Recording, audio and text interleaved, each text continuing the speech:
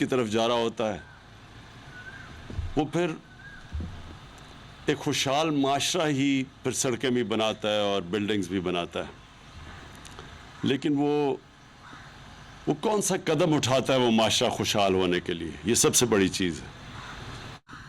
وہ کون سا قدم اٹھاتا ہے وہ معاشرہ خوشحال ہونے کے لیے؟ یہ سب سے بڑی چیز ہے۔ تو یہ جب ہم سڑکوں کی بات کرتے ہیں تو ہمیں یہ پتہ ہونا چاہیے کہ ان کا بہت فائدہ ہے اگر ہم سوچ سمجھ کے پرائرٹائز کر کے کہ ہمیں کون سی سڑک کی زیادہ ضرورت ہے، کیونکہ سڑکیں تو ہر سب کو چاہیے ہوتی ہیں، پرانی سڑکیں خراب ہو جاتی ہیں، ان کو بھی ٹھیک کرنا ہوتا ہے۔ ملک کے پاس جو پیسہ ہے جو کہ ہمارے پی ایس ڈی پی یعنی ڈیولپمنٹ فنڈ سے جو پیسہ وہ اتنا ہے نہیں کہ ہم ساری سڑکیں اس ڈیولپمنٹ فنڈ سے بنا سکیں۔ تو جیسے جیسے معاشرہ خوشحال ہوتا رہتا ہے تو اس کے پاس فنڈز بھی بڑھتے جاتے ہیں اور اس کی کیپیسٹی اپنے ملک میں کنیکٹیوٹی کرنے کی وہ بھی بڑھتی جاتی ہے۔ پہلے تو میں یہ دو چیزوں پہ آ جاؤں، دونوں یہ جو سڑکوں کا آج آغاز کیا ہے، ایک تو بہت امپورٹنٹ سڑک ہے، پاکستان کی ویسٹرن روٹ ہے، یہ جو انڈس ہائی وے سے آگے آتی ہے اور پھر یہاں سے کنیکٹ کرتی ہے پشاور کو کوہاٹ سے۔ یہ بڑی امپورٹنٹ سڑک ہے اور اس میں ٹریفک بڑا ہوتا ہے، اور یہ سارا جو قبائلی علاقے کا جو کیونکہ سینٹر ہے پشاور سارے پختونخوا کا، تو ان سب کا جب ادھر آنا ہوتا ہے تو یہ بڑی امپورٹنٹ سڑک ہے جو کنیکٹ کرتی ہے سارے علاقے کو۔ لیکن جو دوسری سڑک جس کی آج ہم نے انوگریشن کی اور یہ آگے جا کے چترال کو کنیکٹ کرے گی گلگت تک، ابھی تو کنیکٹ کر رہی ہے شندور تک، ہاں شندور تک، تو آگے جب جا کے یہ گلگت کو بھی کنیکٹ کرے گی، کیونکہ میں اس سڑک پہ گیا ہوا ہوں، یہ سارا چترال سے لے کے میں نے خود ڈرائیو کر کے گیا ہوں گلگت تک۔ لوگوں کو پوری طرح اندازہ نہیں ہے اس کی اہمیت کا۔ اللہ نے ہمارے ملک میں بڑی نعمتیں بخشی ہیں، بہت نعمتیں ہیں۔ ایک ان میں سے بہت بڑی نعمت ہمارے ناردرن ایریاز ہیں۔ یہ جو سارا علاقہ چترال سے لے کے آگے سکردو تک جاتا ہے اور پھر آگے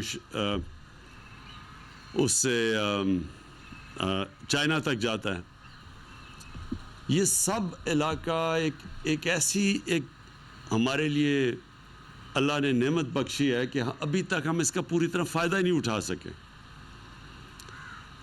کیونکہ ہمیں خود ہی کسی کو بدقسمتی سے زیادہ ہمارے حکمرانوں کو پتہ ہی نہیں ہے اس علاقے کا، لہٰذا انہیں پتہ ہی نہیں تھی اس کی خوبصورتی کیا ہے۔ ہمارے کئی جتنے بھی حکمران آئے پچھلے 30-35 سال میں، تو گرمیاں اپنی وہ لنڈن بڑے بڑے محل وہاں خریدے ہوئے ہیں تو وہاں جانا پڑتا ہے ان کو تو اندازہ ہی نہیں ہے کہ یہ سارا جو ہمارا ناردرن ایریا اور یہ جو سارا ہمارا چترال کا آگے تک گرم چشمہ یہ جو سارا علاقہ ہے، اس میں کتنی خوبصورتی ہے۔ میں پہلی دفعہ اس سارے علاقے میں گیا تھا جب میں 15 سال کا تھا اپنے اسکول کے ساتھ، تب تو بھی کاراکورم ہائی وے بن رہا تھا اس وقت، تو مجھے تو تب سے اس علاقے کو دیکھا ہے آہستہ آہستہ تبدیل ہوتے ہوئے۔ جب یہ بالکل کنیکٹڈ نہیں تھا، وہاں لوگوں کو بالکل کٹ آف تھے لوگ وہاں کے، یہ سارے ناردرن ایریاز کے، چترال کے بھی۔ تو مجھے یاد ہے جب ہم اسکول کا ٹریک تھا، ہم اپنے اسکول کے ساتھ گئے تھے، تو ہر چھوٹے گاؤں کے لوگ جب جا رہے ہوتے تھے تو سب گاؤں باہر آ جاتا تھا اور وہ پھل لے کے کھڑے ہوتے تھے، کیونکہ اتنے کم وہ دیکھتے تھے لوگوں کو، تو وہ یعنی مہمان نوازی ایسی تھی کہ ہمیں پھل آفر کرتے تھے جب ہم ایک چھوٹے گاؤں، مجھے ابھی ہنزا کا بھی یاد ہے، جب وہاں بھی گئے تو وہاں بھی لوگ کھڑے ہوئے تھے۔ اب یہ علاقہ کنیکٹ تو ہو گیا کاراکورم ہائی وے سے، لیکن یہاں اتنی زیادہ جگہیں ہیں جن کا لوگوں کو پتہ ہی نہیں ہے، اور وہ صرف پاکستانیوں کے لیے نہیں، یہ ساری دنیا کے لیے ایک ٹورزم کا ایک سینٹر بن سکتا ہے۔ اس کے لیے صرف کنیکٹیوٹی کی ضرورت ہے، اور یہ جو سڑک آج جو ہم نے آغاز کیا اس کا، یہ ابھی لوگوں کو نہیں اندازہ، یہ آج سے 5-10 سال کے بعد اس ملک کو اندازہ ہوگا کہ یہ کتنا بڑا ایک علاقہ کھول رہا ہے اور اس سے کتنا زیادہ ٹورزم سے اس سارے علاقے کو بھی فائدہ ہوگا اور پاکستان کو بھی فائدہ ہوگا۔ دنیا بدل گئی ہے، موبائل فون نے دنیا بدل دی ہے۔ پہلے تو ہوتا تھا کہ آپ کو اشتہار لینے پڑتے تھے اور جا کے لوگوں کو فوٹوگرافرز کو بھیجنا پڑتا تھا، پھر وہ علاقوں کی تصویریں لیتے تھے، پھر آپ دنیا کو بتاتے تھے کہ جی یہ خوبصورتی ہے، یہ ایڈورٹائز کرتے تھے۔ اب اس کی کسی چیز کی ضرورت نہیں ہے، لوگوں کے پاس موبائل فون ہے، لوگ وہاں جاتے ہیں علاقے میں، اپنے موبائل فون سے تصویریں لیتے ہیں، اپنی فیس بک پہ تصویریں لگا دیتے ہیں، ساری دنیا کو پہلی دفعہ پتہ چلتا ہے کہ اچھا یہ پاکستان ہے۔ میں جب گیا آج سے کچھ 4 سال پہلے اپنے ناردرن ایریاز میں نے اپنے بچوں کو لے کے گیا تو میں نے دیکھا کہ وہاں سب ہوٹل بھرے ہوئے تھے، اور ہوٹل بھرے ہوئے کس سے تھے؟ جو ہمارے پاکستانی یورپ میں رہتے ہیں، انگلینڈ میں رہتے ہیں، امریکہ میں رہتے ہیں۔ تو میں ان سے پوچھا، میں نے کہا کہ آپ کیسے آئے؟ کہتے میرا کوئی جانے والا تھا، وہ گیا، اس نے جب تصویریں اپنی فیس بک پہ لگائیں، جب میں نے وہ دیکھی تب ہم نے فیصلہ کیا یہاں آنے کا۔ سب بھرے ہوئے تھے ہوٹل۔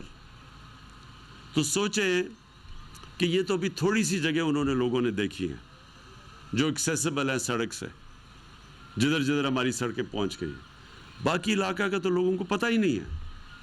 اور یہ جو علاقہ ہے، کیونکہ یہ بڑی مشکل سڑک ہے، کیونکہ میں نے پھر سے کہا میں ڈرائیو کر کے گیا ہوں بہت پہلے، تو اس سڑک پہ تو بہت کم لوگ گئے ہیں۔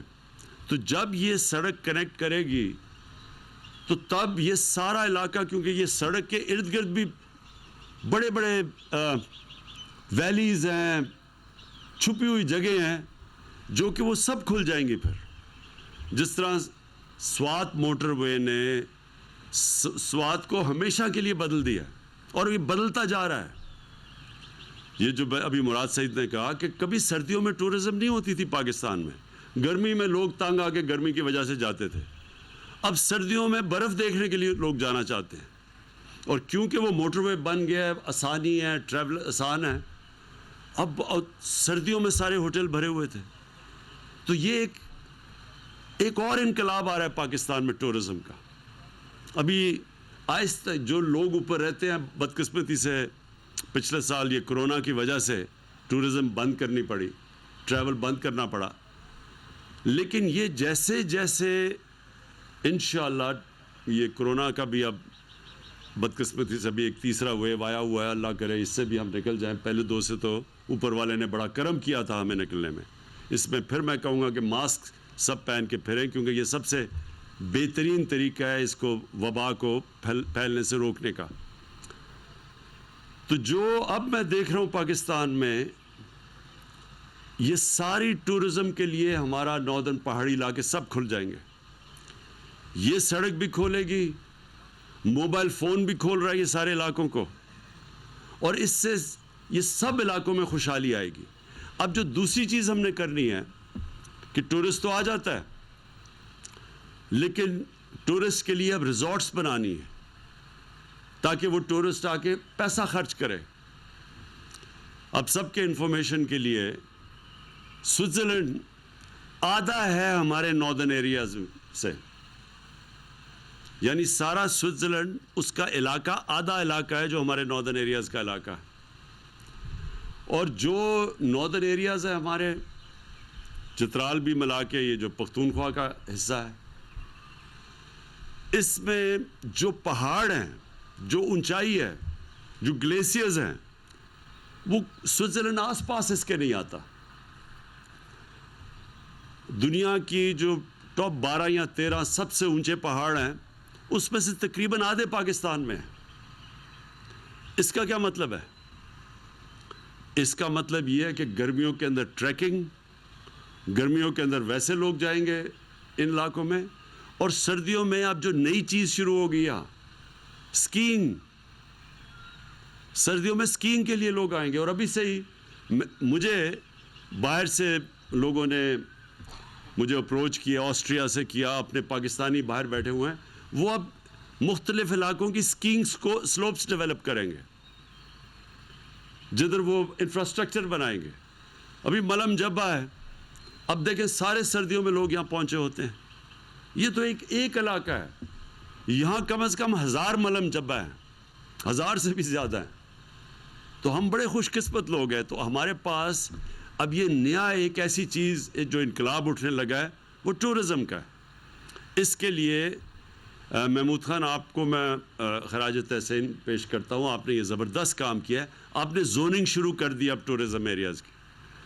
اس کے زوننگ کا مطلب کہ آپ نے پورا ان علاقوں کو پروٹیکٹ کرنا ہے, اور آپ نے بتانا ہے کہ صرف اس جگہ کے اوپر کس قسم کا ہوٹل بن سکتا ہے.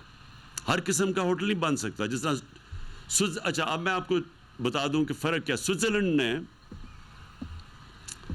سوئٹزرلینڈ کا آدھا علاقہ ہے ناردرن ایریاز سے, اور آپ حیران ہوں گے کہ سال کا جو ان کا ٹورزم سے ریونیو آتا ہے وہ 2 مجھے فگرز آئی ہیں. ایک نے $60 ارب بتایا, ایک نے $80 ارب بتایا. ہمارا جو سارا ایکسپورٹس ہیں وہ بھی مشکل سے $25-26 ارب ہے. تو ان کی صرف ٹورزم سے آدھا علاقہ ہے ناردرن ایریاز کے مقابلے میں, ان کا $60 سے $80 ارب ٹورزم سے ان کا ریونیو ہے, ان کی آمدنی ہے. تو کیوں وہ کرتے ہیں؟ کیونکہ سردیوں میں ان کے بھی اسکیئنگ کے لیے لوگ آتے ہیں, گرمیوں میں ان کے ویسے اچھے موسم کے لیے, گرمی سے بچنے کے لیے لوگ آتے ہیں. تو ہمارے لیے تو وہ ہمارا سارا علاقہ ابھی تو کسی کو پتہ ہی نہیں ہے اس علاقے کا. تو ہم دونوں طرف یہ سارا علاقہ پیسہ بنائے گا, لوگ پیسہ بنائیں گے. اس کے لیے ہمیں اب چیزیں کرنی ہیں. نمبر 1 تو یہ زوننگ آپ نے کر دی, اس کے ساتھ ساتھ بائی لاز زوننگ کے ساتھ ساتھ آپ کے آئیں گے. کیونکہ اگر ہم نے ان علاقوں کو صحیح معنی میں بائی لاز نہ بنائیں یہ تباہ ہو جائیں گے. میں ایک جگہ پہ گیا, کمراٹ اپر دیر میں ایک جگہ تھی, تو ہیلی کاپٹر سے گیا کیونکہ مجھے کسی نے بتایا, ہم دیکھ رہے تھے اپنے ٹورزم کے لیے. تو اس کی ہم نے تصویریں کھینچی, ویڈیوز بنا لی. وہ ہم نے جب میں نے اپنے وہ ٹویٹر کے اوپر اور فیس بک پہ ڈالی تو آپ حیران ہوں گے کہ 2-3 ہفتے میں 1 لاکھ لوگ وہاں پہنچ گئے.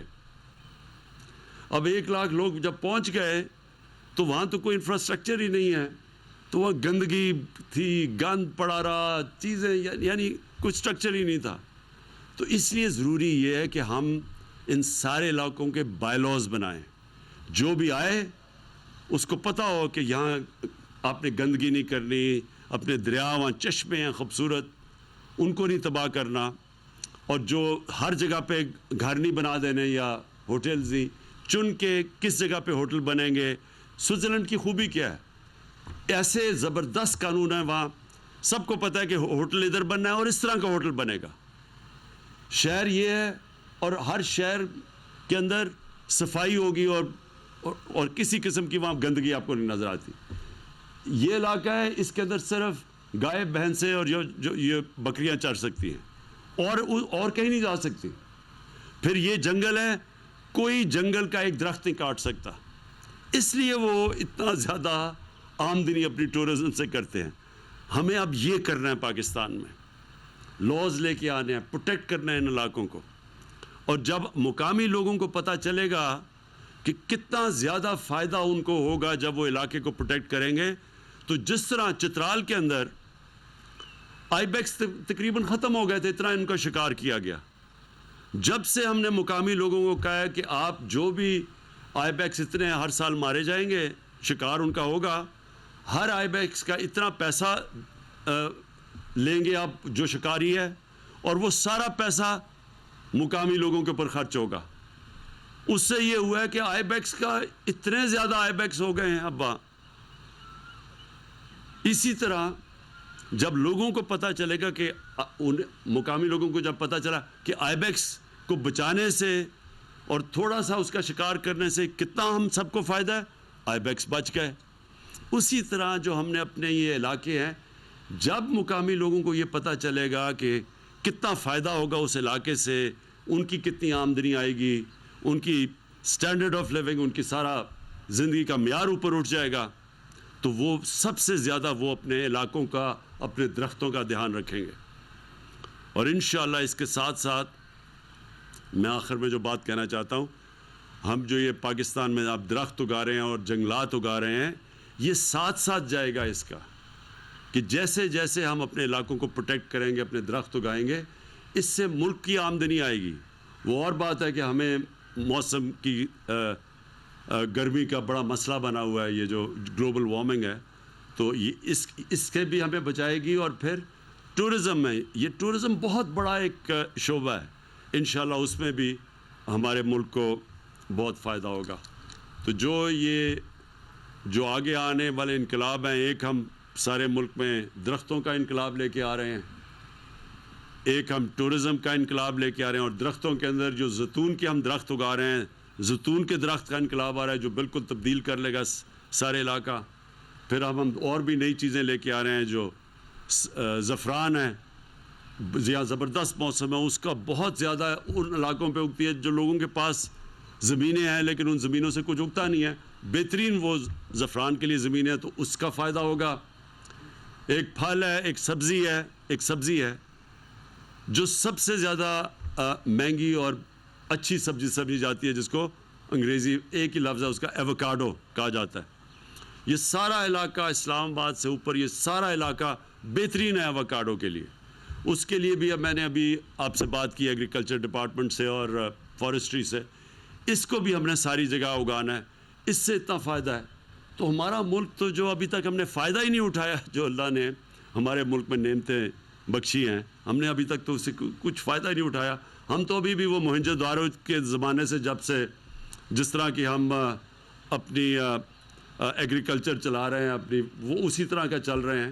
ہم اب ماڈرنٹی کی طرف نئی ٹیکنیکس لے کے آ رہے ہیں، نئی زونز بنائیں گے، نئے قسم کے ہم پھل، اور بلکہ جو ہماری اب پیداوار باقی بھی جو گندم جو ہم اگاتے ہیں، ان کے اوپر ہی اب ہم نئے سوچ لے کے آ رہے ہیں کہ اگر باہر کے ملک دگنی اسی جگہ سے پیداوار نکال سکتے ہیں تو ہم بھی کر سکتے ہیں. صرف نئی ٹیکنیکس کی ضرورت ہے، اور اس کے لیے انشاءاللہ یہ ایگریکلچر میں بھی ایک پورا انقلاب لے کے آئیں گے. بہت بہت شکریہ.